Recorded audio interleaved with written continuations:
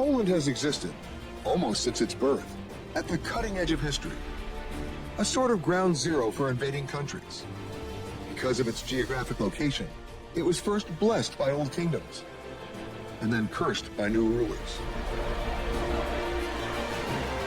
And its people always seemed to struggle on the threshold of a dream.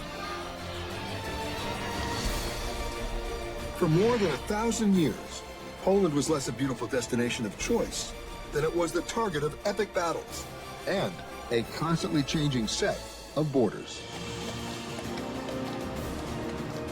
And only in recent years, as the country was finally allowed to catch its collective breath, has it become not just an enduring symbol of survival, but one of success. And still, while more travelers are now starting to explore the real beauty of the country, many, if not most, of its great experiences and stories remain undiscovered.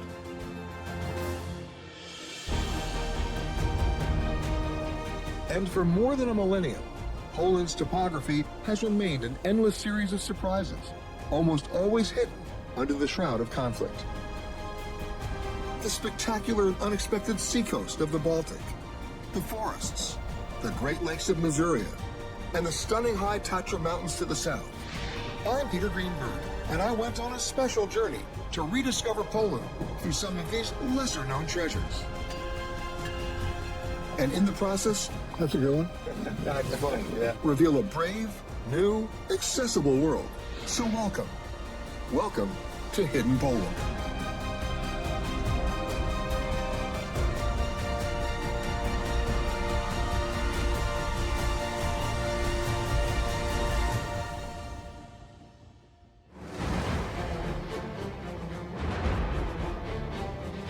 If you're traveling to or through Poland, you gotta start with a castle. Not just one, many castles. Most people don't realize it because they just don't look at Poland quite this way. Before Poland was Poland, it was tribal, followed by a series of monarchies and kingdoms. And you know what happens when you have a kingdom? You've gotta have a castle. It's required. And why do you have a castle? To fortify yourself, to protect the kingdom. And when you think about it, just about everybody, other than me, has invaded Poland. Not once, but multiple times. And then they marched and defended that territory. Many travelers might know about the Malbork Castle, built in the 13th century by the Teutonic Knights, and the massive Wawel Castle in Krakow, complete with all the trappings of royal warfare and the Polish crown jewels.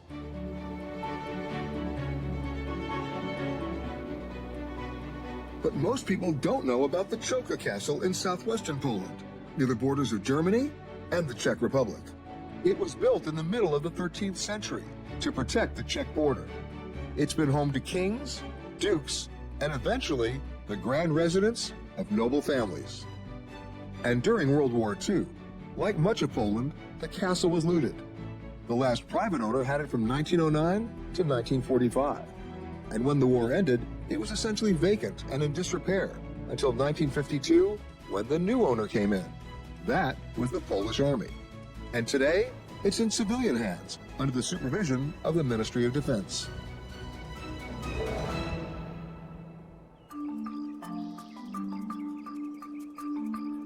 Anytime you want to experience a monument, a historic building, or a religious shrine, it's all about getting there early in the morning.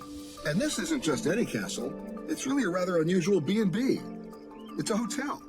And so my MO works perfectly in this situation because you get there the night before, then you get up early, and you see it right away. No distractions, no cell phones, and no selfies. And it's an opportunity to have the time to immerse myself in this piece of history. Much of the initial design, fixtures, and furnishings of the castle remain today. And everywhere you walk, you look down, you look around, and you look up, and you see history. Every square foot of this place is history.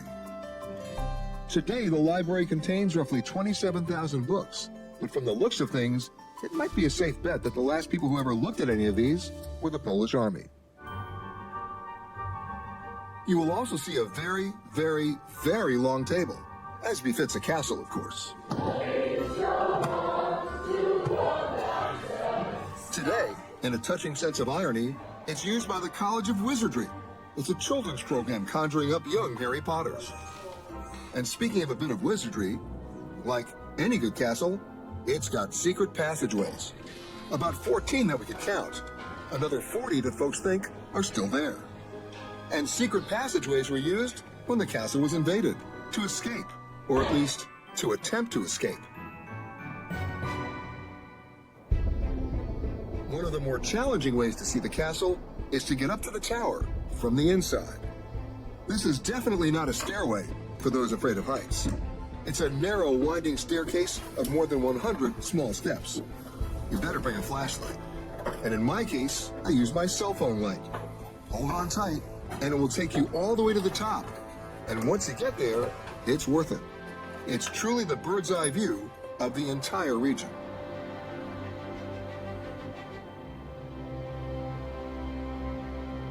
And just as I predicted, the castle gets invaded again, this time by German and Polish tourists. Nothing against them, but I have a certain bias against crowds. In my case, how did I deal with it? I didn't just walk out of the castle, I basically elevated. I took a balloon. Good morning. Welcome aboard. Thanks. This is great. Yeah. I'm ready.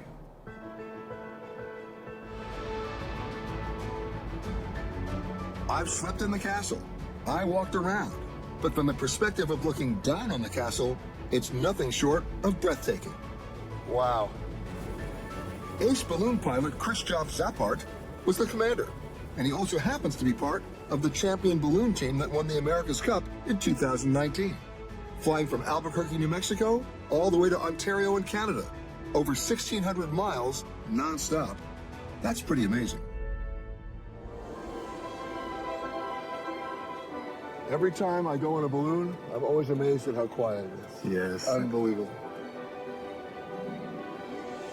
Chris, you know, perspective is everything for a supposedly small country. From up here, it looks pretty big to me. It does. Really? How big does this look? It's big. Looks can be deceiving. It's actually not that big at all. Can you see Germany from here? I think yes. That windmills is in Germany. That's All right, close. yeah, it's That's really Germany close. right there. Wow.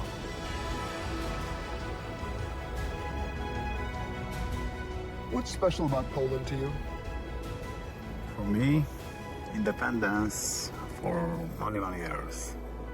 30 years ago was dark, completely dark, because Poland was hard time with Russian politics. 40, 50 years ago in Poland we learned just the Russian language.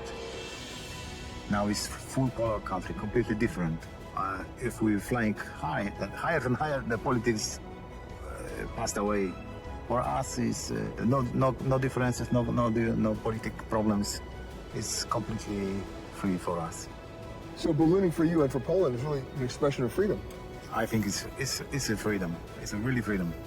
Ballooning is my freedom. Ballooning is the possibility, giving me possibility to living free and watching free all the world. Oh, that was easy. Back to the ground. All right, man. That was great. Thank you. Way to start the morning. Yeah. Way to start the morning.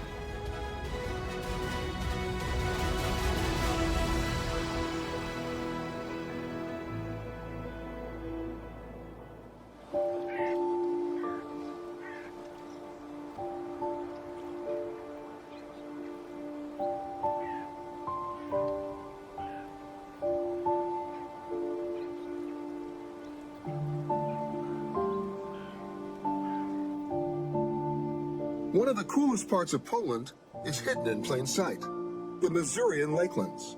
And you'd better like water. Here's the real surprise. More than 2,700 lakes are here. But the smart play is to come to Lake Śnieżny, Poland's largest lake. 14 miles long, 8 miles wide. You gotta get up early and get there early, when it's quiet and no one's around.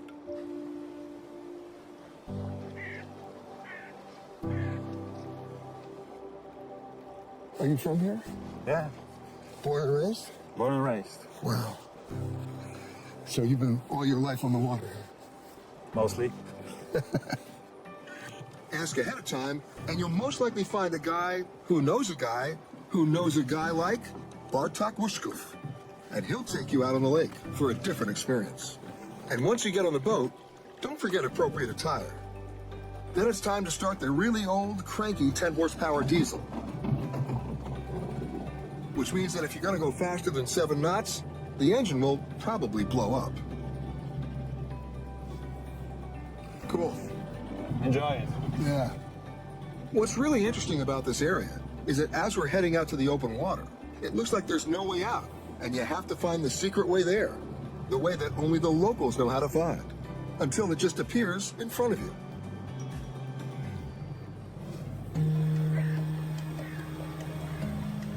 Quiet. It's nice. This is the best. It is. It's about having an experience where you can open your mouth, exhale, think, share information with others, and not be with some elitist museum guide. Because in reality, you're in a living museum, and you're part of it. And so within about 6 minutes of pushing back, we were in deeper water, maybe 18 feet deep. And then it got even deeper, up to 90 feet. Our goal this morning was modest, to catch about 50 pounds of fish. But I'm reminded that they don't get replaced naturally every day. So the area has always been on the verge of being overfished. So what happens is the local communities send out boats all the time to reseed and restock the lake, so there's always a plentiful supply. You can see by the color of the water. It's not so deep over here. Right. The warmer the color is, the water is more yellow. The yellow of the water? Shell. Yep.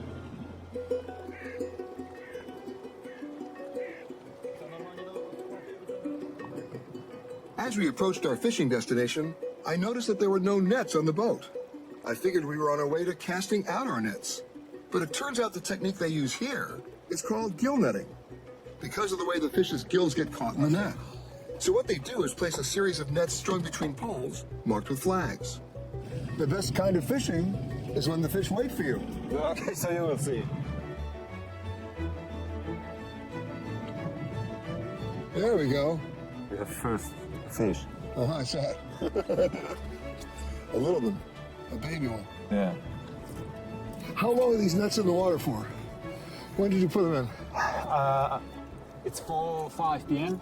Yesterday. yesterday. Wow. Because the water is cold. Yeah. And if anything catches, it's a great possibility that it's going to be alive till morning. If you put it now, some fish will catch now, the water is too warm and they will be dead till tomorrow. Ah. For sure. Here we go. No, too small? Oh. Too small. Yeah, too small. Too small.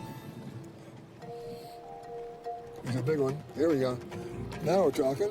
We got lucky. We got perch, we got pike, and we got sander, and a lot of it. This is a skill you need to have to put the fish, especially this one from the net. Yeah. Whoa, now we got one. It's a pike? Sander. A sander. Got the fish in his mouth. Ha. Cool. I've been fishing since I was about 6 years old, but I never had the chance to go net fishing. So when he handed me the reins, I loved it.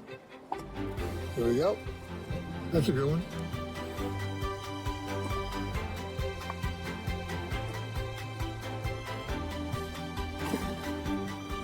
A to nie jest szczupak? Whoa. The boxes were now loaded with fish. It was time to head back. I think that's an interesting thing. This one piece will make 52 layers. Watch on mobile devices or the big screen. All for free. No subscription required.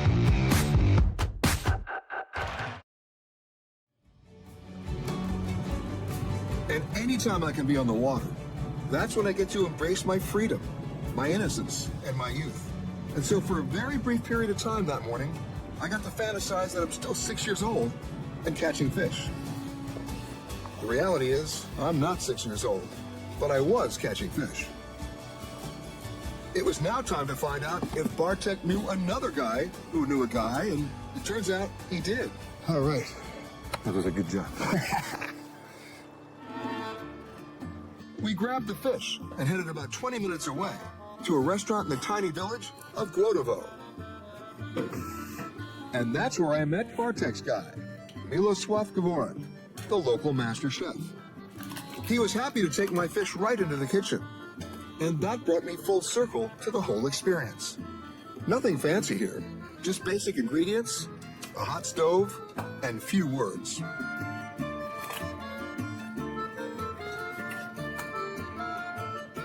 All right, so now what? Sit. Okay.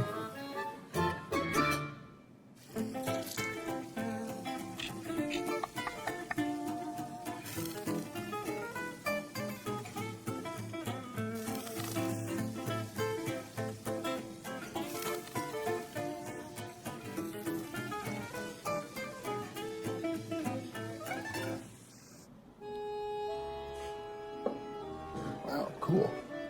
Eat. Okay. Then he served the food. Sander, perch, and pike. We didn't speak a lot. He didn't speak English. I didn't speak Polish. But we found common ground. We spoke fish. Pretty good. Great. We did it. We did it. See?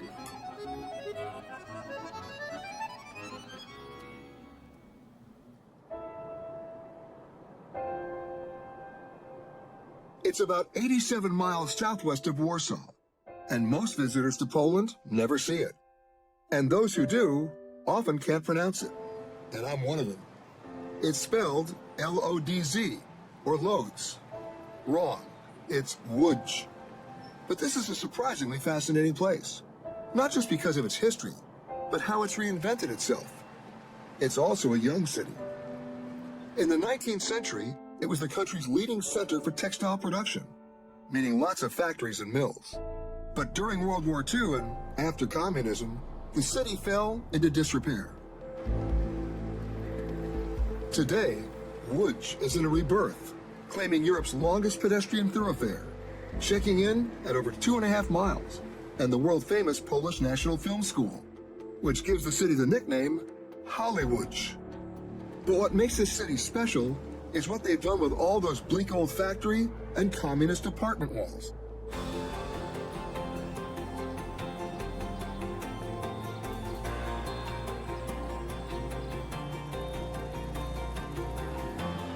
What's remarkable about this city is that you've turned Łódź, that's the current pronunciation, right? Yeah, correct. Into a complete open-air public art gallery. Yeah, that was the aim now from the beginning. And the beginning goes back to 2009, when Michał Brzezinski, organizer of the Urban Forms Foundation, set out to improve the current image of the city by promoting independent art projects in Łódź's public spaces. How many different artists from around the world come here? I would say around 50. I had the honor to organize over than 50 walls. I was working with the people from Brazil, from States, people from China, Australia, Russia. But you know, the quantity is not my point. The quantity is not the aim. From the beginning, the most important thing for me is the artistic quality. Leave it to the artists to reshape, re-envision, and yes, literally repaint the city in the most colorful way. So basically, one of the walls is just behind us. You can take a look right now. Oh yeah. Oh wow. Yeah, probably one of the most famous ones that you can see. It was done in 2012. And everything is symbolic here. You've got the bird cage on her head, there's a feather there, Yeah. a bird on her finger, and the hat on the bird. The title of this work is Primavera, so you know it's spring. But I guess it's your own way. It's your own thing to interpret it in your own way. This is a city that reminds me at every turn that beauty is in the eye of the beholder. And at every one of these art installations, the beauty of it is that no one, I challenge anyone, to give you a unilateral, across-the-board definition of what each piece means. You can't. And I think that's intentional. You take away from it whatever you want. And the symbol of each piece, probably intentionally misleading, which makes for, guess what? A conversation. So if you're going to Łódź, be prepared to have a lot of conversations, because on every street corner, what you end up walking away with is, so what does this mean to you? And there's no one answer. And when you think about it, that's the beauty of it. Now, I pronounce it Lódź, you pronounce it Lódź. Which one is it? Lódź is the right Lódź. one, but I'm not sure if How close was that? Yeah, I would say 4.5. Out of what? It's out of 6. Oh, okay. Basically, everywhere you walk, you're seeing stuff. Yep, it's directly in the city center. It's a big one. Yep, one of the biggest. And what's it called? The title of the piece is Love Letter. So she's sitting in the bathtub, I guess, and she's writing a love letter, and the heart's upside down. Yep, as you can see. That's not a good love letter. Oh no, it's your type of your. No, it's my type of love letter. It's like goodbye. The artist is from Spain. You can see the signature of the artist on the Right right up there. corner. Aris. How long did it take him? If I remember correctly, it was around 9 days, but we got 1 day break because of the rain. A rain delay. You know, you're in the public space, so the weather and all those circumstances is something natural. And before this is just another blank wall. Exactly, like the others. The history of street art in Poland goes back decades, when the people and their art were under communist rule. Most of it was propaganda. It was one message, from one source, leaving no room for imagination or dissent. Communist slogans, followed by branding of state-run companies, followed by the art representing frustration. And then solidarity and independence came to Poland in 1989. Today, the art in the city is trying to say that the new Polish identity is very individual and not collective in any way. And that's an important distinction for this country. It marks a huge turning point. There's no one-dimensional thinking going on, at least none that I could see. So what's special about this piece? What's special about this piece, I would say that it's the unique technique that the artist is using. You know, he's using ink, and he's putting the ink on the wall with a very, very thin brush. And right now, I have to admit that it's one of the best pieces in the whole city. And the title? Sentir, in Spanish, it means to feel. To feel. To me, it means the heart still beats, the butterfly still flies, and the tree still grows. And somebody, hopefully with goodwill, is watching over all of us. All right, that's my interpretation. What the hell do I know?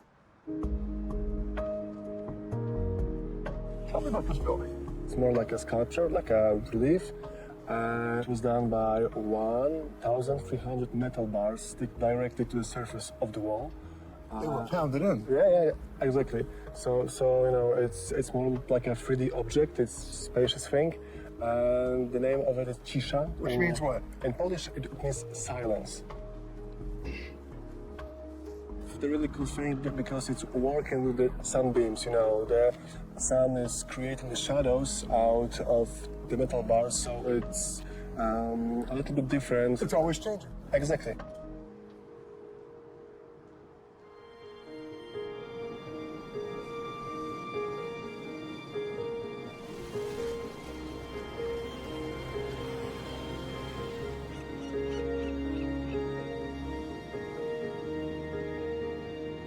It's not the Bahamas, nor the Mediterranean, not even Maui. Nope. This is one of Poland's great hidden gems. Welcome to Hell. Really. The 22-mile Hell Peninsula is Poland's northernmost point, separating the Bay of Puck from the Baltic Sea. And the town of Hell is located at the tip of that peninsula. It's your typical quaint seaside village that dates back to 1198 as the center of the herring trade. And back then, herring put Hell on the map. In fact, once a year, the locals even become herrings and wade in the peninsula's shallow waters for 5 hours along a 6-mile stretch in an event called, appropriately, the Herring March, celebrating the history and legacy of the fish. But these days, the herring business is no longer a major economic driver. Today, the real attraction of this area is the miles of white sandy beaches and untouched sand dunes that have become a major destination for weekend beachgoers. And what you wouldn't expect on the cold Baltic Sea is that it has quickly become one of Europe's best kite surfing spots, mainly because of the perfect wind conditions and those endless shallow waters. And for the uninitiated, kite surfing combines windsurfing, surfing, and paragliding. For me, it combines surfing with orthopedic surgery.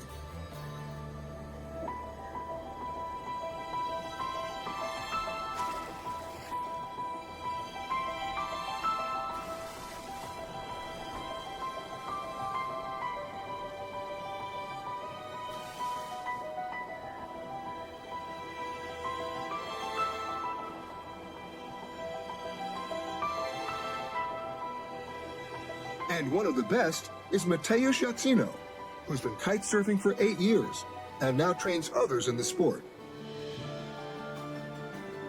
Mateusz once held a corporate job in the city, but the laid-back beach lifestyle fit his personality perfectly. At the beginning, I was only like simple instructor working for somebody. So I'll start to launch our own business. Everything is good. We are happy.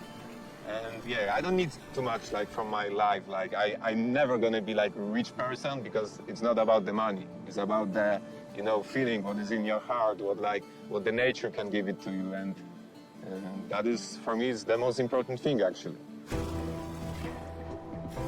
Poland is one of the best places, I would say, for kite surfing because the spot is super easy. It's like shallow water and no sharks, no jellyfish, no rocks, no reefs, so what could be better, you know? The weather is today is beautiful. We got sunny weather. It should be a little bit more windy, so like I said, the worst day with the kite surfing is better than the best day in the office. So I'm still happy what I'm doing, and I'm still happy inside actually.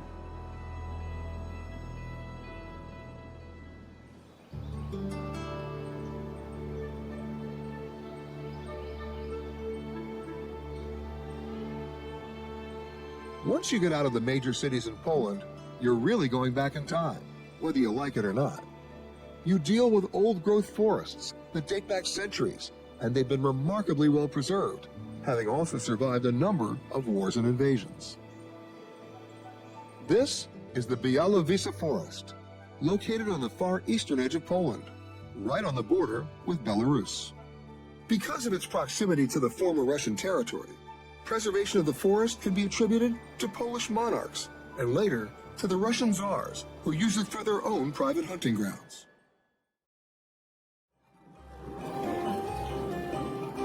And if you ever wanted to do some time traveling, there's a train that will take you directly to the time of those Russian Tsars. Welcome to Tsarska Hotel and Restaurant. It's a passion project by Michał Drinkowski, and one that you'd never expect to find here. Absolutnie nie przypadek. It was an accident I came to the Białowieża with my family to rest for holidays. We were about to leave the next day, so we decided to go for a long walk, and we found this place. I knew nothing about this place. That is why I was completely surprised and fascinated with that place. When I came back to Warsaw, I started doing some researching information about this place. Who owns it, and is it for sale? It was, so I decided to buy it. I've also changed my life completely. I've sold all my goods, all of my properties, to invest in this place, and also to move here with my wife and whole family. I never thought I would be a restorer. To truly appreciate Michał's work, you have to get a little history lesson. It was built by Tsar Alexander III as a massive 120-room hunting lodge in 1889. 8 years later, Tsar Nikolai II, who happened to be the last Tsar, had a railway line put in for his guests to visit the hunting grounds. And eventually, Michał bought it from the Polish state. Znajdujemy się w dawnym budynku. The place where we are right now used to be a railway station between 1903 and 1973.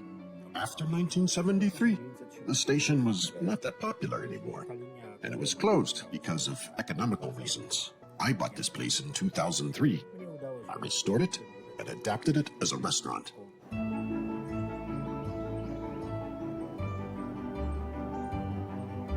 Since every railway station has to have trains, Michał has been going around Poland, collecting, restoring, and then bringing them back to Sarska.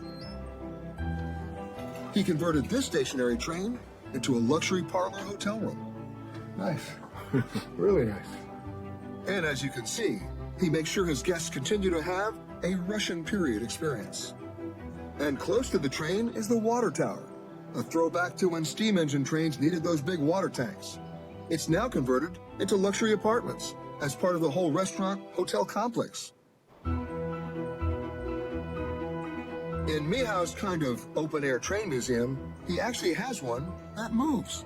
Ten pociąg jest... This is one from 1936, designed by Ferdinand Porsche, and Adolf Hitler used to travel by this train. Porsche? Porsche. And then Hitler. Yes, the Porsche famous car designer, and this Adolf Hitler incredible history. This I gotta see.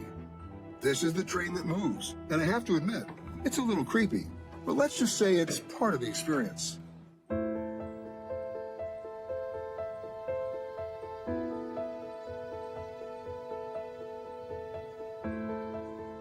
So how did you know that this was Hitler's train? No to jest widać. There are many proofs that it was Hitler's train. You can find many photos on the internet. This carriage was very unusual, distinguishing, and very modern. Can you see this element? At that time here were no other carriages that has this neck for opening the window, made like this. It was made all together in one piece with the window frame. Wow, that's how you know. Some people insist that Hitler came through here. Others argue that's a lie. And still others believe he rode on this train right to this station. No one really knows, but it makes for a pretty good story, not to mention a pretty good ride. And though the train doesn't go very fast or very far, you can't escape the fact that history happened here. Puszcza Białowieża to jest miejsce... Białowieża Forest is the place very well known for the Middle Ages. In the 18th century, Poland lost their independence because of Russia, so Russian emperors used to explore this place. That is how the place was built in 1887. Then they built the railway station in 1905. The land was always owned by the kings or emperors. Even today, it's also property of the Polish state. Białowieża Forest is the place where bison live in the wild. It's the only place in Europe where bison survive. You can meet bisons here every day. But the bison is no longer hunted and thankfully isn't on the menu. But nevertheless, we ended up back in the hunter's room for some traditional and uncomfortable regional specialties. I mean, I've heard of farm to table. I'm looking at wall to table.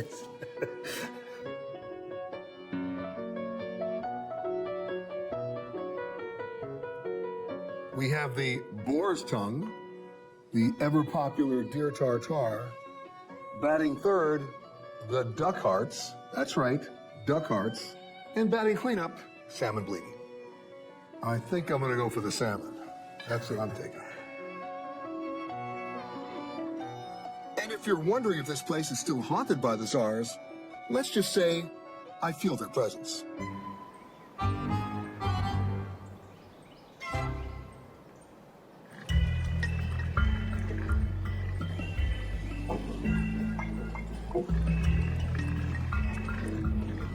At first glance, something is not right.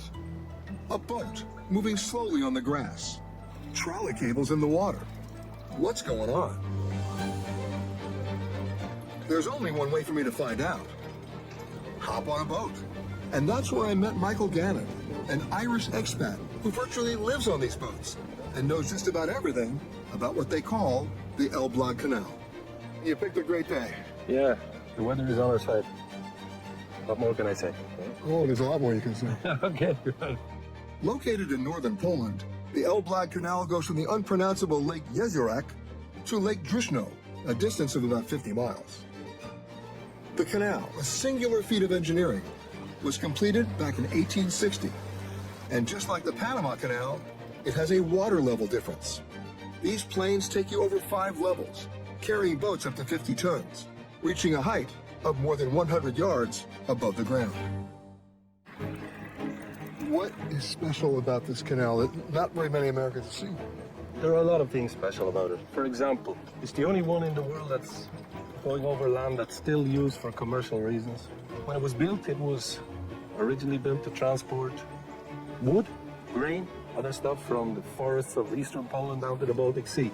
It originally started as a commercial venture for cargo. Changed into tourism, was out of business for a while, and now it's back in business, and it attracts people from all over the world. I mean, when you think about most canals, you're going from one lock, stepping down to another, stepping down to another. Here, you're going uphill over land. Well, you can go downhill as well. You can go uphill or downhill. Either way, you're going over land. Sure, yeah. And it doesn't use a lock system, it has a system of inclined planes. It's the world's only active inclined plane canal, powered entirely by water. It's doing the same thing that it did 150 years ago. Nothing has changed. So that's also the beauty of the whole concept. And they're still using it. Still using it, sure. Takes you a while to get there. Yeah, but time is on our side. You know? Look, we don't have any watches. We've got time. I got a watch. Ah, come on. Yeah, so life is quiet here, so it suits the pace. You know. And then these big wheels here? Well, they're part of the mechanism, which was originally built in the 1850s, 1860s, thereabout. And they have cables which pull carriages up and down these hills. That's all powered by water. But when you think about the engineering going back over 100 years, almost 200 years, Okay. that's unbelievable It is unbelievable, yeah. that they figured this out. And that it still works today.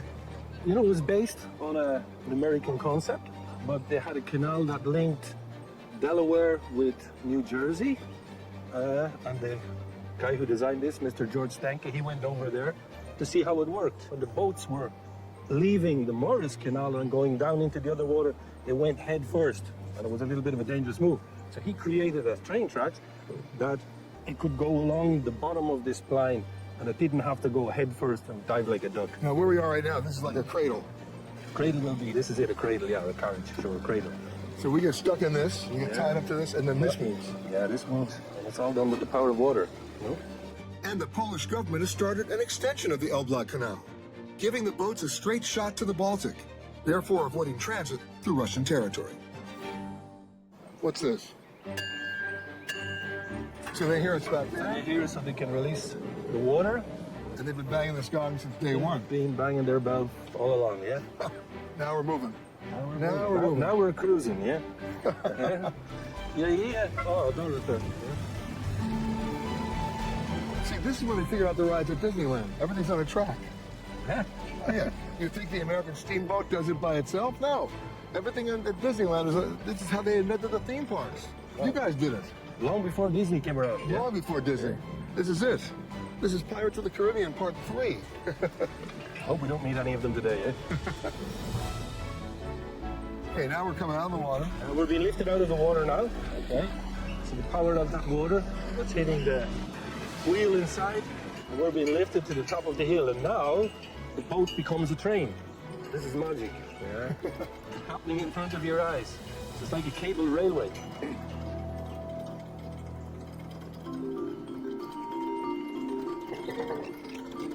And this one is empty. But for us to go down, he's got to go up. Sure. You know, these trailers can carry a lot of weight. The ships themselves like 50 tons weight, the big ones. And then on top of that, let's say 100 passengers. It's quite a lot of weight. I know you are an Irishman, but what brought you here? Love of a woman. Yeah? And then I fell in love with the place. And you've never left. Yeah, I've never left. And I'm not planning to leave, but, you know, I feel good here. I feel at home. Polish people are very welcoming, they're very friendly, and they're very similar to ourselves. You know, they have a history similar to ours. Yeah, they've been under the boot. It's a rural country and by nature, Catholic, you know, so we have a lot of common threads connecting us. Yeah? The Poles like to describe the ride as sailing against nature. And they have a point. The experience is all the more remarkable because you're moving along the ground in the water using original machinery from the 19th century. It's where old-school technology intersects with a country still trying to reinvent itself. And you're moving just fast enough to appreciate what's changed and what hasn't. We're going down. We're going down, down, down.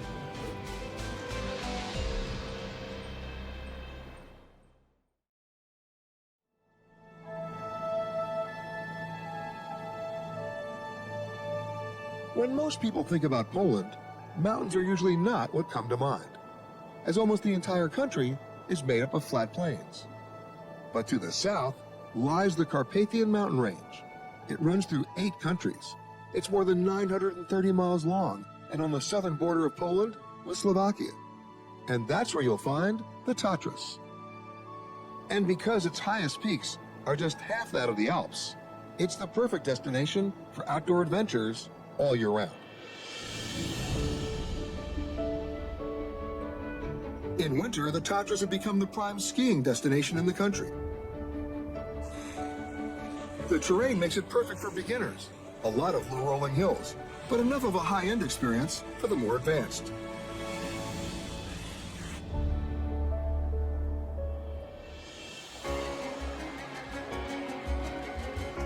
And when the snow is just a memory, the Tatras come alive, especially if you're a hiker. No other area in Poland has such a diversity of landscapes, providing more than 40 different routes and more than 187 miles of trails.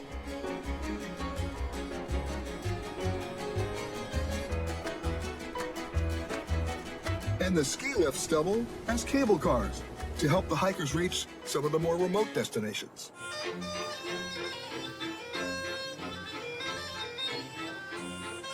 The anchor of this area is the most famous mountain resort of all of Poland, and that's the alpine village of Zakopane. It's located at the foot of the mountain, and still quite a hidden gem to the rest of the world. And it's safe to say it's not your average beyond cute mountain town. The people who live in this village are known as Poland Highlanders. They have their own culture and tradition. They have their own style of clothes, architecture, food, music, and dance.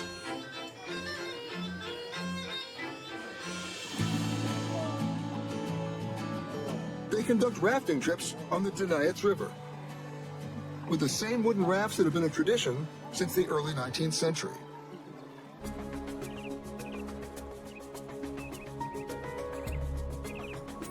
And of course, for the more adventurous types, the Tatras also provide great mountain climbing opportunities. The Przemek Koleva is a young climbing guide, but he knows these mountains well. I have been climbing and guiding all over the Europe and some places in the world too. But I think that Tatras are one of the best that I have ever seen. They are really accessible because they are not so big. They are safe because they have no more glaciers, so the rock is solid and very nice, and they are world class. And like just about everyone else in Poland, he has his own thoughts on where the country is headed. Here in Poland, it's already 30 years since we make this change. Yes, we get out from communism, but it's still we have some kind of complex or something that everything what is in West is better. But now it's start to change, and we realize that we have a lot of really great places, great culture. And we can be and things that we can be proud of, and they are world class. Well, world class or not, you're not going to find me climbing these mountains. I have a different way to get to the top.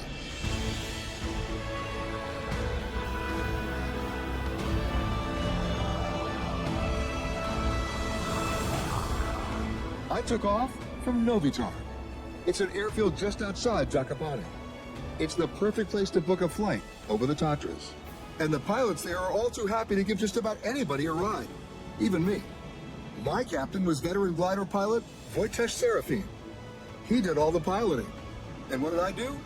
The sightseeing.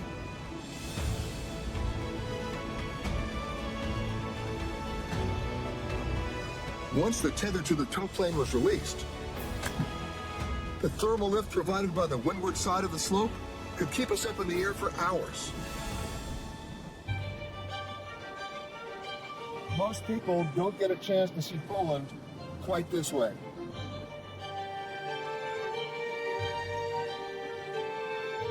And the view from above is just as impressive as from down below.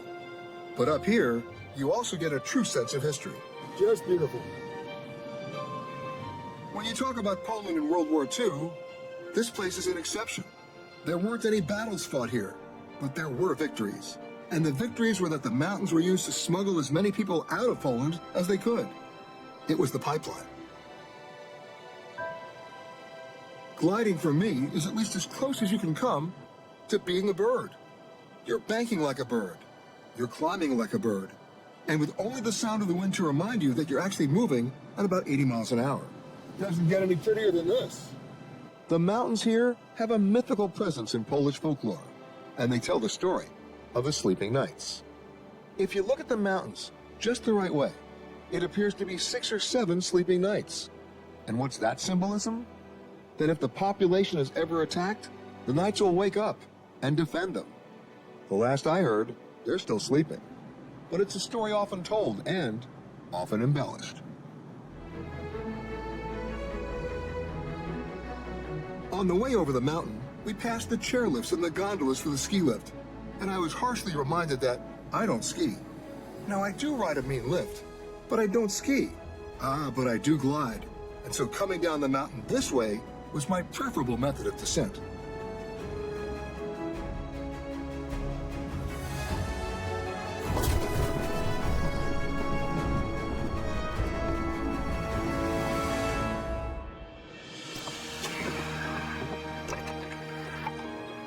Nicely done. Okay. You know why? No. We landed. Ah, that's great. This is fair. Thanks to my pilot Wojciech. But you know what they say? Anytime you can walk away unscathed after a flight is a very good day. But this was a very good flight and a very good day. Bleak gray buildings, a depressing communist cityscape, is what always seemed to define Warsaw for me. But when communism fell, things changed. New gleaming buildings were constructed with cutting-edge design. And then came a surprise expression of freedom: ice cream.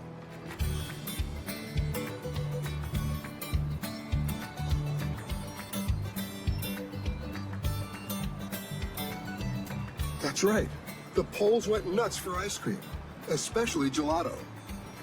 And now I can't go to Warsaw without getting my fix.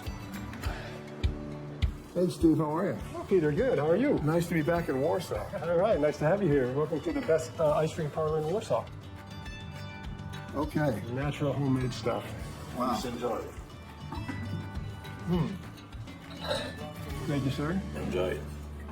All right. Steve Spear came to Poland on a business exchange program nearly 25 years ago, and he never left. The program actually only lasted 15 months. And then I thought, well, I was enjoying it here, so I'll stay another year. And then I'll stay another year. And then I met a nice gal and settled down, started a family, and decided to stay here. And this is where you live now. Yes, this is where I live. What is it about Poland that keeps you here? Well, many things. I mean, for one, the people. The people are great. They're friendly. They're entrepreneurial. They're adapting to changes in the world and what's going on. But also from a business perspective, I saw from early on that this country was going to develop well. Was going to develop economically. And Steve has benefited from that economic boom. He now has a company that produces a line of vegan and gluten-free baked goods. And in a land of pierogi and kielbasa, it's something I didn't quite expect to see in Poland. In the meantime, he's adapted quite well to the Polish lifestyle. The other thing about the Polish cities is they're manageable by bicycle. You can get anywhere. Yes, I bicycle a lot. Every year I bicycle about 2,000 kilometers. So you're going to kick my ass in biking today. Well, I think we'll take it easy, but yeah, I'm looking forward to riding with you.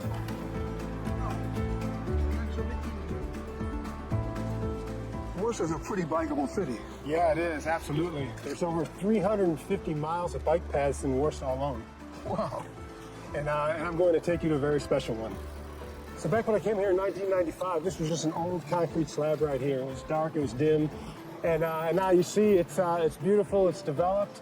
People are out having a good time.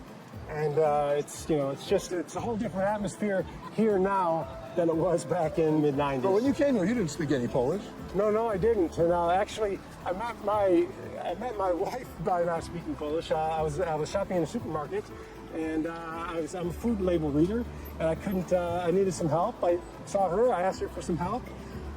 She was very helpful, I could say. And then I asked her out, and the rest is history. We've been married now for 22 years. Not a bad way. I should go shopping more often. And everywhere we rode, we were surrounded by construction cranes, often called the official birds of Warsaw, and emblematic of a city in rapid transformation, with perhaps one glaring exception.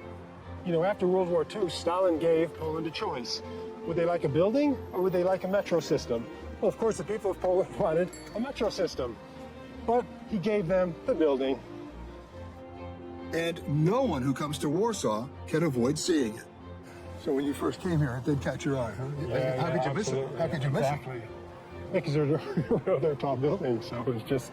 it? This was the tallest building. Yeah, oh yeah, by far. Most Poles say that this is the best view of Warsaw. From right up here. Yes.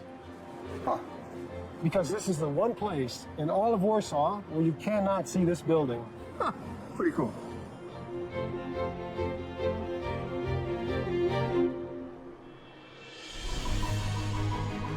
It's often been said that a trip through Poland provides a very clear picture of the past, a remembrance of kingdoms, monarchies, wars, occupation, struggle, and recovery. But as I learned on my journey, from the little-known castles to the undiscovered seacoast, from the forests and the lakes to the artwork of once-lost cities, to the brave new world of rebuilt cities, exploring hidden Poland is a refreshing surprise and a genuine way to see and then to experience the future that Poland is now embracing. It is a journey worth taking.